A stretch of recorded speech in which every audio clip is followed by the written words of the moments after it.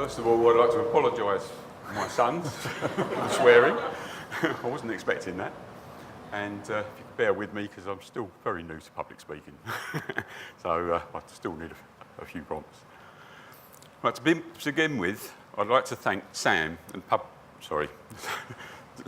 Public Health Collaboration for making today happen. What you've achieved is inspiring for us, and it has the potential to inspire millions of others, and that's a good thing.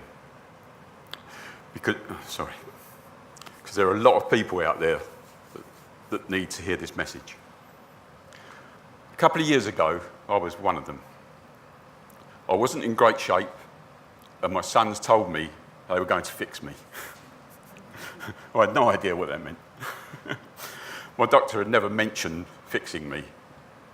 I was always told my diabetes would be manageable but progressive, chronic and lifelong, but certainly never fixable. So as the boys stood there and made this commitment, I laughed. When it came to health, they were as clueless as I am. They seemed serious enough, but as they began their project, it felt a bit odd. This wasn't how it was meant to be. The way I'd always seen it, I was in charge. It was my job to look after the family. You provide for your kids, a roof over their heads, food in their bellies, guidance and encouragement.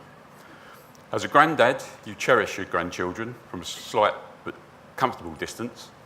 You're close enough to support them when they need you, but you shield them all from everything you can. Except one day, without warning or choice, you can stumble to the ground, right in front of them. For me, that day came on a day trip to a theme park. I was excited. I knew I would always remember that day, and I do, but for all the wrong reasons. As I walked around the park, the grandchildren running around me in circles, my left foot gave way underneath me. I lurched forward and only just stopped myself falling to the ground. There wasn't any real pain. I hadn't felt anything through that foot for a very long time. That was the good foot. The other one was the one that attracted the attention of the podiatrist. I'd had type 2 diabetes for over a decade, so the foot thing didn't really shock me. I knew all about that. It was just part of the disease, part of the progression. Only when I saw a guy who'd had his foot amputated did the fear really hit me. Could this happen to me? What was my leg going to look like when they took the plaster off? This was a very important moment for me. It made me realise I was crumbling under the burden of a disease. From that day, when my foot collapsed, every step forward was a struggle. But over the last couple of years, I've realised that there are ways to make this easier. There is a way out of type 2 diabetes, but it means challenging traditional methods. And this would be much harder alone. The boys weren't joking. They were serious. They worked together, each doing everything they could to support their one combined goal, to see me healthy, strong and happy again. So many of the people in this country are in poor health, unnecessarily. It is within the power of a collective effort to heal them. The power of the family unit is underestimated. I certainly underestimated myself. And I feel as a collaboration, as a country, we can work more like a family by using all of our powers of science, of government, health, media, and even advertising as the siblings in our national family. We can prevent, support, and even heal many lifestyle diseases. Today is so encouraging. At last, the collaboration that speak the same language, brought together by a desire to see the world get healthier. I told my sons that fixing Dad wasn't possible. I was wrong. It taught me that anything is possible, and I truly hope and believe we are now seeing a new direction for UK health. Thank you very much. One day, as I say, I'm feeling elated, and then suddenly it just goes, and I think I start to think about all the things that, you know, well, that you're going to leave behind. No, you don't need to think about that yet. I was next to a guy who's also having a plaster removed, and he had his foot removed. And I looked at it and I thought, that can't be because of diabetes, it can't be. Everything from cancer to heart attacks to strokes to dementia to amputation to kidney failure to blindness, impotence, it's all going to be much more likely. I'm just absolutely petrified of this. I'm really, really scared silly. Can you answer me now? He's a fantastic dad. He's been a brilliant dad, and he's a brilliant granddad. And if we don't do something about it, no one else is going to. So once he digs his heels in, that's it. I think you've got to tell people you can fix it, whatever it is. You've got to aim, however deluded that is. You've got to have that aim. That, you know, I'm going to be the first one that does.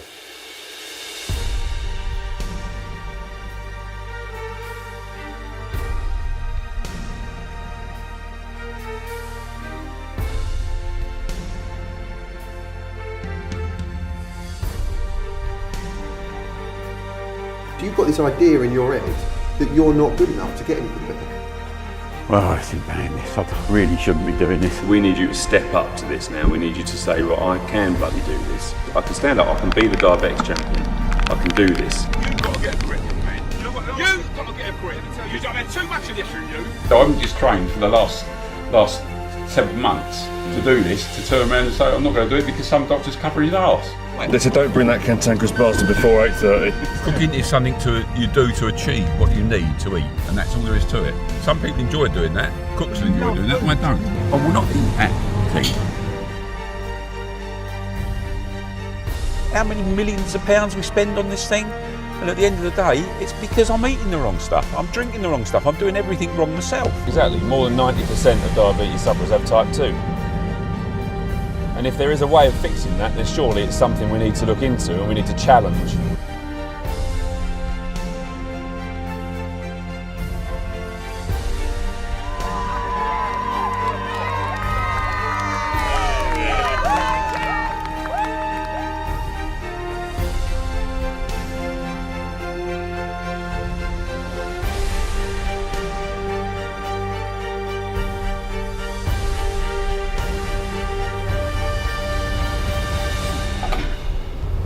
Can you switch this off a second? Yeah. Please. Yeah, it's fine. Thank you very much.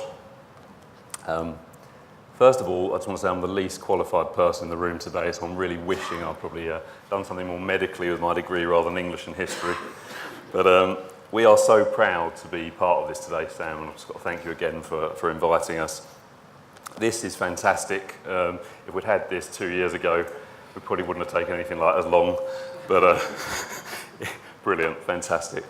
I think that the rise of a new collaboration, health collaboration, is massively exciting for everyone in this country, even if most of them don't yet know it.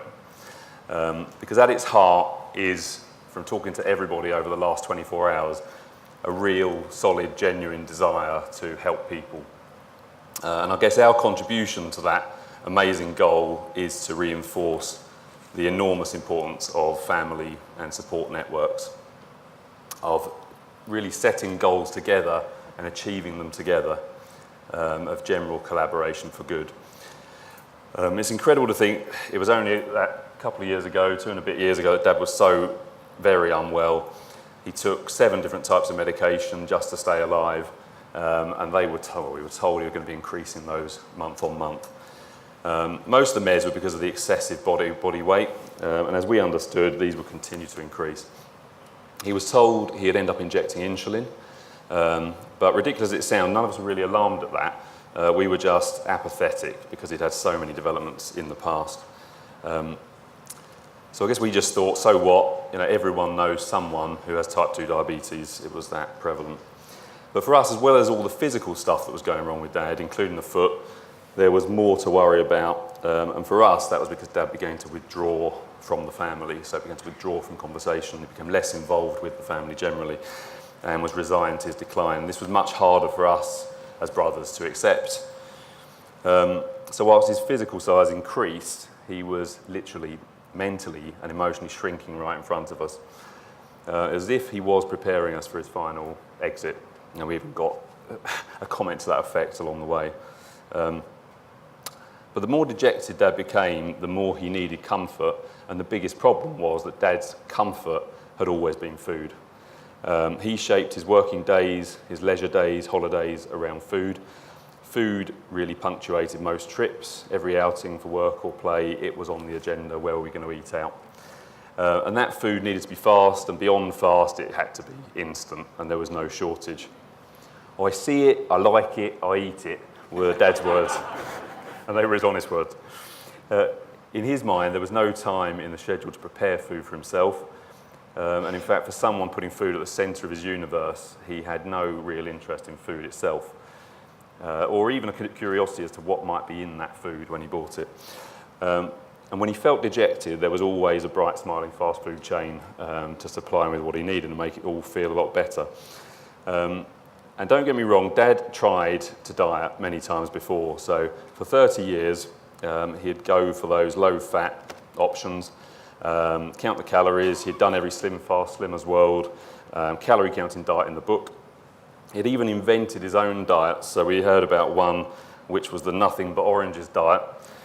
Dad once ate 14 oranges in a day, because if one orange is good for you, then just imagine what 15 or 14 could do for your health. And now and again, Dad would lose a little bit of weight. It would come down. It came down reasonably significantly sometimes, but every time he would regain it and more.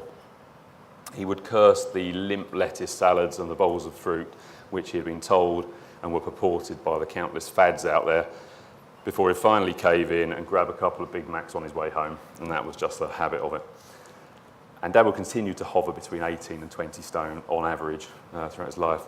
So being honest, it just become a bit of a standing Whitington family joke. It was just Dad being Dad. It was a normality. And none of us took it seriously. So not us, not Dad, not even his kind of desensitised doctor who diagnosed the condition in patients every single day. And for that reason, we did go ahead and asked to change Dad's doctor, and actually took him outside of his practice and found a practice where there was a different approach being adopted. And we were lucky there because it wasn't too far from where we lived. And luckily we remembered something, and that was the key thing, that this wasn't Dad. So because this wasn't our Dad, not really, it was the shadow of the Dad we knew, and we missed that Dad and wanted him back. Even he had lost sight of who he was and what he was capable of. I think that was the key thing. And looking back, we can see that he needed us to show him. So this is what collaboration means to us as a family. We started a huge journey. We did the obvious stuff, so looking at the processed foods, we cut out the fast foods, but from there on, most of the information we found was confusing and not even slightly cohesive. So there's one scene in the film where we got a whiteboard, a huge whiteboard, and we just put all this stuff from the different internet sites we were getting from all over the place in different colours up on this board. And it became alarming. At one point, it didn't make it into the film, but we hired a warehouse to make this thing huge. We got a billboard full of stuff, which all conflicted. But probably the most alarming discovery along the way was that some of the very, very worst advice was the official advice. We would follow written dietary recommendations, and Ian and I said we'll put our money where our mouth is, we'll do our blood sugars as well, even though we're not diabetic. So we'd follow the recommendations for public bodies, relevant charities, and in the early days of the project, all three of us would routinely measure our blood sugars following their recommended meals and meal plans. Dad's sugars were all over the place, ranging between 7s and 15s. And I discovered during that process I was pre-diabetic, and that was with a BMI of just under 23 at the time, which incidentally I reversed in about 5 or 6 weeks on a low-carb diet. So the next HbA1c was under normal, which was great. And now, admittedly, this project was, obviously the centre of our world for a long time. But nevertheless, I feel like Fixing Dad is a small microcosm of where UK health probably sits right now. 4 million people are diabetic, and it's the 1 in 3 adults figure around pre-diabetes that scares me most, because for me personally, that was totally unexpected. That wasn't what we, as making the film, were expecting for it to go wrong for me, and even including that was something we weren't sure about at the time, but obviously it became actually quite a key thing. That is the scariest figure for me because it's so hidden. I was walking around with raised blood glucose, didn't have a clue, and so are a lot of the adult population. And for the record, at that time I could run a half marathon without trouble, but I was still en route to the same problems as my dad. And for me, this is something only a new normality can change. The current normality isn't where we want to be, because for me, normality is not eating and drinking ourselves to sickness. It's not consuming everything that lies between us and an early grave. And most importantly, it doesn't need to be people struggling all on their own. And that's where we hope our film will inspire people to get together more and ask the questions together more and go to the doctor together more. They have these seemingly hopeless health conditions, but when you get together and ask the questions, you are empowered. Ian and I were always being told, in fact we got sick of being told, it's down to you, your dad, to sort himself out. It's down to your dad to sort himself out. No one can do this for him. And we actually disagree, because he had tried and failed for 30 years. So even on a personal level, we feel that collaboration is the answer. Because together we can challenge what is plain wrong, and we've got the confidence to do that, and go the way we know is right. As a family, we have no real medical knowledge, as I say, but we do know this. If we'd stuck with the old advice and the official guidelines, Dad would probably be dead. But if he was here at all, there'd certainly be pieces of him missing. Quite a sobering thought. But if we keep challenging the nonsense, if we keep questioning any outdated guidelines, how many other mums and dads and daughters and sons could be fixed along the way? Personally, we thank goodness we did get together and ask the questions, and more than anything, we thank goodness there were people like some of those here today who knew the truth and had the guts to speak it. So thank you so much for that, and thank you for listening. Thank you.